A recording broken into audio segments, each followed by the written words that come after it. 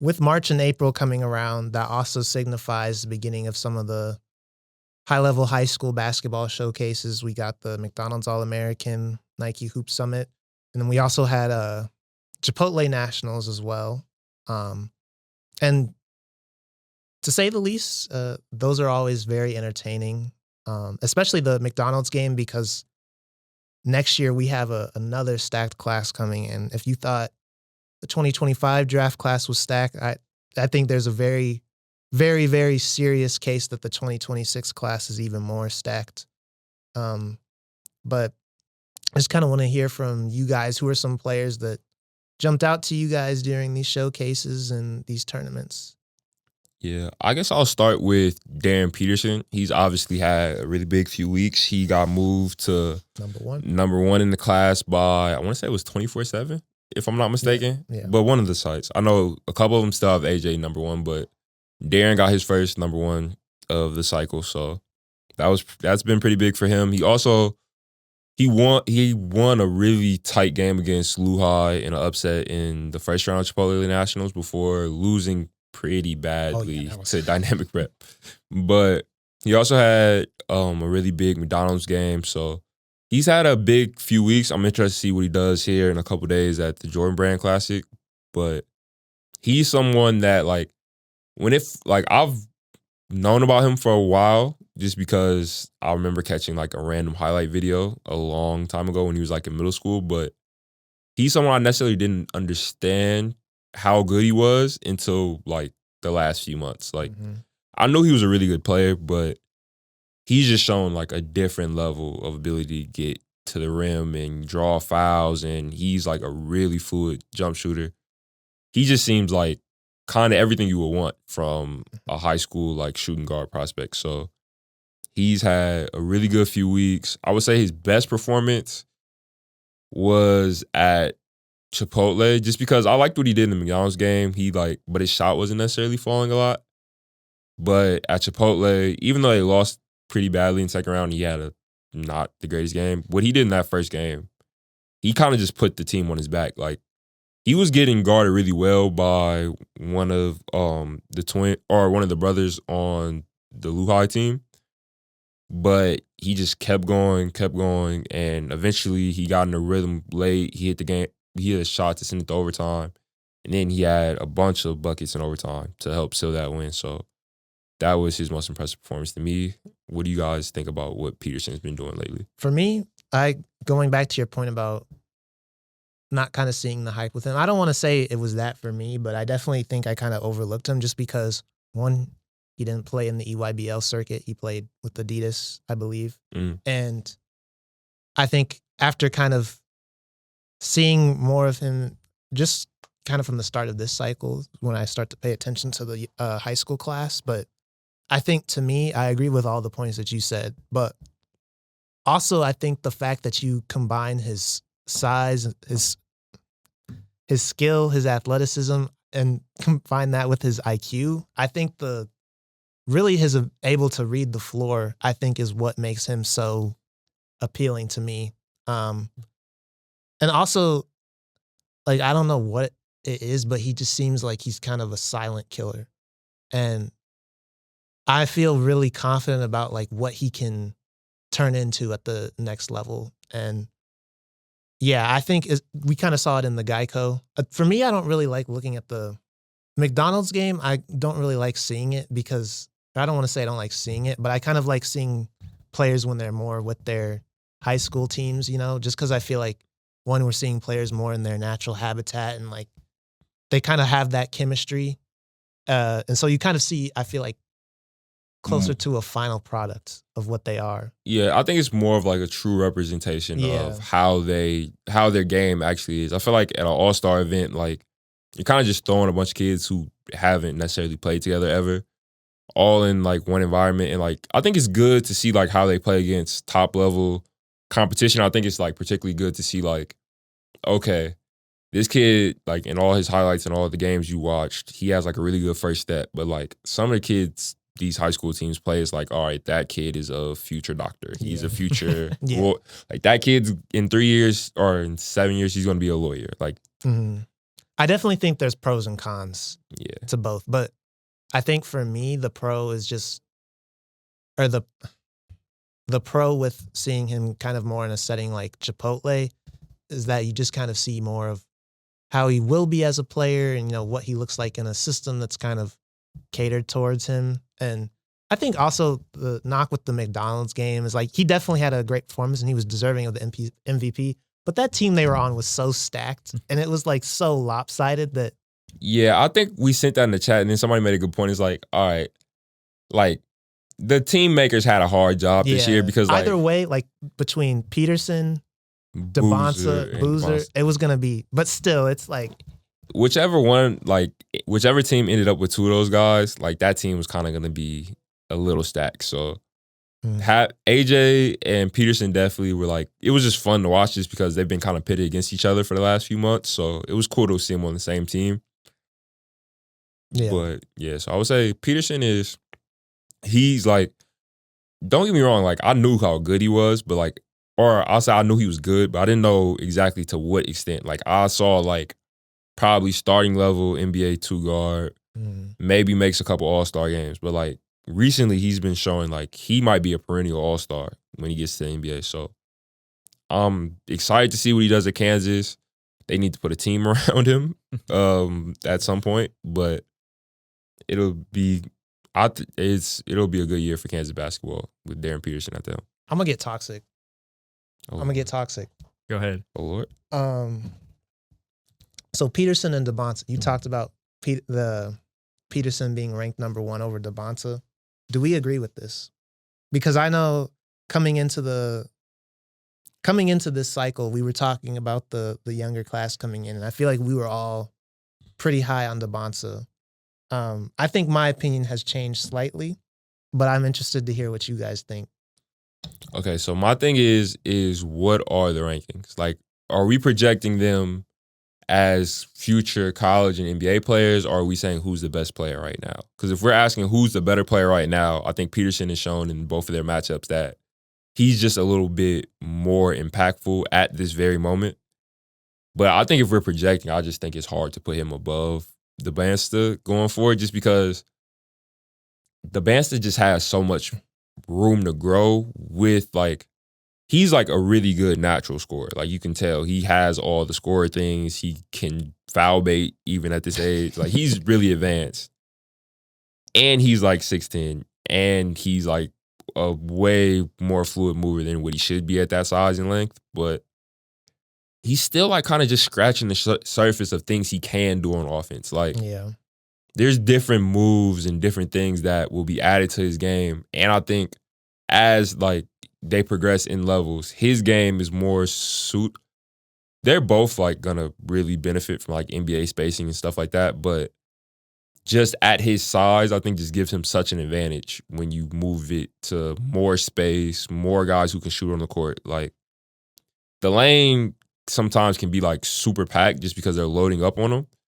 I think it's harder to do that in the NBA if you put him on a team with other guys who can shoot and space the floor. So if we're projecting NBA players, I think AJ will be the better NBA player. I think they both have the potential to be like top guys in the league though. Like I don't really feel comfortable even putting a ceiling to how good either one of them could be in the league. I just think whatever that ceiling is, I think AJ's might be just a notch higher, but barely. Like Darren Peterson has really impressed me over the last few months, but I just think AJ is like at 6'10", Jesus Christ, the stuff that kid can do. Yeah. I think you kind of stole what I was going to say because I was going to kind of look at it from the who has the higher ceiling, but also kind of from the perspective of like what they have right now. But with that being said, I feel like Peterson, he has I feel like Dybantsa, he kind of relies on, I don't want to say relies, but with him, he kind of has the tough shot making for his size. But with Peterson, I feel like he just has such a solid foundation in terms of the stuff we talked about before, athleticism, the IQ, the scoring ability. But I feel like Peterson, he just seems like he has more of that edge. I don't even feel comfortable saying that. But, yeah, I'm about to say, I don't know, because like edge-wise, like Dybantsa has an edge. Like they both have like that like that thing in them. Like you can just see like they are real competitors. Like neither one of them likes losing. Like you would just tell by how hard they was playing in both of their matchups. Like one had 60 points, I want to say, and the other had 50 almost. Like you just don't see that every day, let alone in the same game, two guys going for 50 plus is like they didn't want the other one to score without them returning fire. So, but with Peterson, it's like I can't find the proper words to articulate it, but I feel like with Peterson, I could like project him being. I'm gonna just let it rock. I feel like I could project him being more of that high level killer because to me, he just seems like a guy who, you know, he'll come face to face with adversity, kind of just take it on the chin and just keep going. You know. I don't know if I can agree with that. He has more killer to him because like I've seen AJ like hit really big time shots. I remember when we were at EYBL last year, he was like a game winner in the game. He didn't really play that great, but when it was time to like get the ball to somebody for the game on the line, like it wasn't even a question who the ball was going to. Like I was talking to one of the coaches on the sideline, like they're gonna give it to the number one player in the country because he's the number one player in the country, and he made the shot. So I just think that like I'm just really excited to see both of them. But you know who I think is kind of getting a little skipped over in these conversations? Boozer. Yeah, and not even just Boozer though. Boozer and Amit, I think both have like, obviously I don't think their ceiling is necessarily quite as high, but like Boozer's going to be a really good NBA player for a long time. And I think Amit's ceiling might be even higher than, like it might be just as high as AJ's. Like I was going to say Amit, like he definitely has the skills, but he seems a little bit more raw. Yeah, he's definitely like the least developed of the four just because of how skinny he is. And it feels like the light switch kind of just flipped on for him. Like AJ has been good since he was in 8th grade, the second time. Peterson has been good since he was in middle school. Like Boozer has literally won everything you can win in high school sports. Amit everything just started to click for Amit, which is scary because even with that being the case, like you kind of saw when AJ and Amit played each other earlier this year, like there's a difference, but it wasn't that stark as you think it would be with AJ being the type of prospect that he is. So Amit, I definitely think has like a really long like road to go down to where he just has so much stuff he can add to his game that he doesn't have yet, that he's also is like one of the players that can really like, I could see end up, if it just even starts to click a little bit to what his ceiling is, he could like challenge for like maybe a number 2 pick in the class. So I'll mix this class. You think he'll hit on it that quickly though? Probably not. If I was a bet on it, I would bet against him being the number 2 pick this year. But because even like considering how skilled he is, I feel like he strikes me as a guy who's not really going to hit his physical peak until he's in the, well, obviously most people aren't going to hit their. Yeah, until later in life. But I feel like with him, I feel like there's still going to kind of be a little bit of a lull. To me, it also depends on where he goes. Like, I think if he goes to a team in the SEC, like some of the rumored teams on his list, like Kentucky, Tennessee, Arkansas, like, I think that might be a little bit harder for him just because of how physical SEC play is. I think if he goes to Duke, where he's kind of rumored to be going at the moment, I think it would actually be better for him to go to the SEC just so he can deal with that type of physicality this early. But I think it'll probably be better for his draft stock if he went to an ACC team like Duke, because the game is just officiated differently. He'll be asked to do less because he'll be playing alongside the Boozer twins. And he's like, I just think that system would like really let him shine as the shooter he is, and like fluid athlete, like can move, can post up and fade away. He just is like a really smooth player. So I really like his game. And then Boozer's just, there's really nothing more to say about him than he just has won literally everything now. Like, yeah, that's insane. EYBL all 3 years, the Chipotle championship. Like he's literally one of the most accomplished high school basketball players I've ever seen. And he's like a legit, like really huge person, like 6'10", probably 250 50 something. Like he can shoot it, dribble it a little bit. I would like to see him get a little more developed with his handle, but he can get to the spots he wants to on the floor. He can play out of the post. He can play on the perimeter. Like, this class, I think, is kind of miles better than the 2025 class, if we're being honest. You guys have mentioned about how close 1 and 2 are, and maybe Dybantsa should have stayed at 1. But even some other guys, like you're mentioning Nate Ament and how Cam Boozer, with his winning and his contribution to having success on the court, those are guys that maybe are competing for number 2, number 3 pick. But I think the most simple way to break it down, because you, Brandon, you brought up that, do we agree that the switch at the top should have happened, is to ask you really, because you're the Kansas guy, Darren Peterson on his way to the Jayhawks. But if it was up to you and you could pick any of the prospects that we've kind of been talking about to be on your team and you can only have one of them, are you picking Darren Peterson? Because that would signify to me that you think it was potentially the right move to move him at the top. Because if you have the selection of everyone and you do pick him, does that not mean he's at the top of the list? I think I would take Peterson, to be honest. And again, I don't want this to seem like I'm doing this just because I'm the Kansas guy. But I feel like Dybantsa, yes, he definitely has stuff that's just you just can't really teach. I mean, the shot making, his size, and I do agree he does have, I'd say, a killer mindset.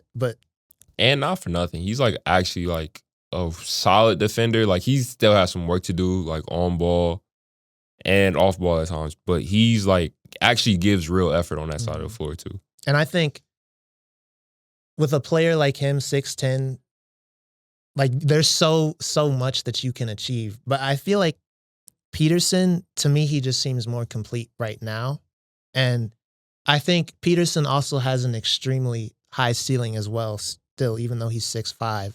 And I could see him he's kind of like a combo guard right now, but I could see him being a lead guard on a NBA team for sure, who helps, he was leading a championship contending team. And yeah, he kind of did play as like the de facto point guard for Prolific Prep. And the way the Kansas roster looks right now, he would kind of have to play a similar role to that now. The only thing about him playing on Kansas is that Bill Self has as great of a coach as he is, I do feel like his coaching style is a little bit, it's definitely not reflective of the NBA. Because I feel like he plays a lot more inside out, outside in type of thing. And where the team is at right now, we have Flory Badunga as kind of our main. It's looking like he's going to be our main center. But I'm interested to see if he kind of keeps playing that old style, or if he's going to allow Peterson because he's already said Peterson is probably the best player that he's ever recruited. So I'm interested to see if he does kind of adopt a little bit more of a pro style and just lets Peterson kind of rock, especially since like KU, they're in a position where they've never really been, in a sense that they're going to be relying on all new players. And even in the last few years with the transfer portal and NIL, Kansas has still kind of had at least 2 or 3 core guys coming back. So I'm interested to see how that will kind of accelerate Peterson's development a little bit. Okay, so I have another question for you as a Kansas fan. What is your level of confidence? I know your guys' roster isn't full yet. I don't even think you guys have a starting 5 at the moment, but we got some recruitments in the past. Yeah, I know y'all have like Jaden Dawkins and a couple other guys. We also got a counsel from St. Bonaventure. It's definitely a work in progress. In progress. But what's your level of confidence just in the individual matchup of who would win between, like, who's going to win the matchup between Darren and AJ in the Big 12 play? Because I know they'll play twice next year. I'm glad you said individual matchup, because BYU is just, they've put together a legit team. But I think in terms of individual matchup, I could see Peterson having the bigger game just because I think he'll have a little bit more freedom to rock. Whereas Dybantsa, I still think he'll give you like a solid 20. 20, 10, and 5 or whatever. But maybe even that seems a little bit high. But I feel like Peterson is going to have more of the potential to win that matchup just because I think he'll have a bigger load to shoulder where it stands right now.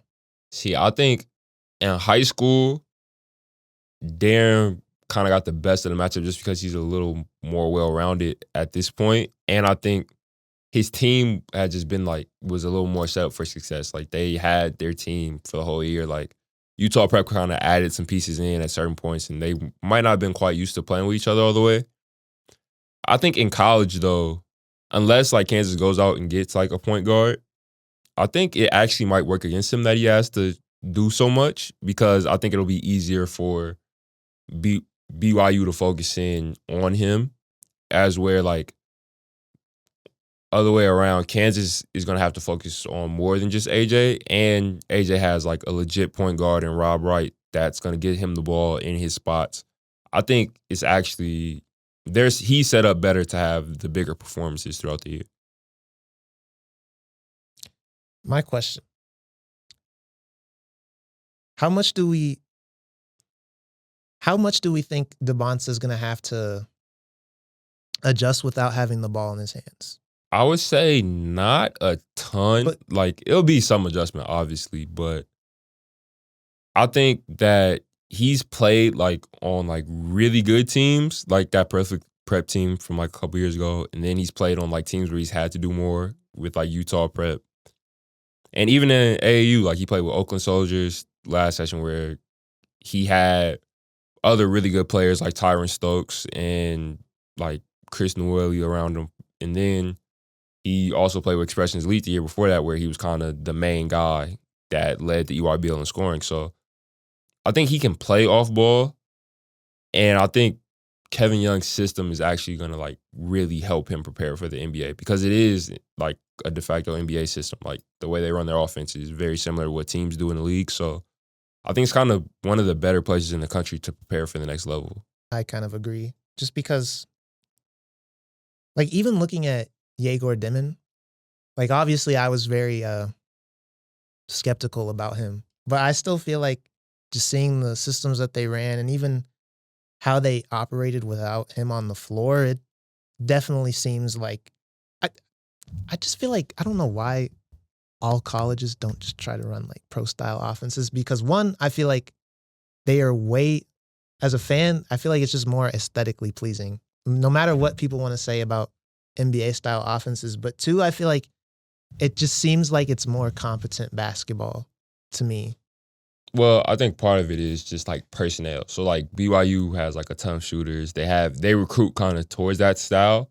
I think there's too many good players that are impactful at the college level that you would be kind of Xing out of the game if every team just went to running NBA sets. Because a lot of NBA sets are based on having more shooters than not on the floor, which just simply won't be the case at 172 D1 programs. There's a lot of teams that are just going to do it a different way. Texas A&M from last year, I wouldn't have wanted to see that team run NBA. That team needed to be exactly how they were in order to win. Offensive rebounding, playing a more older type of basketball was kind of what helped them out. So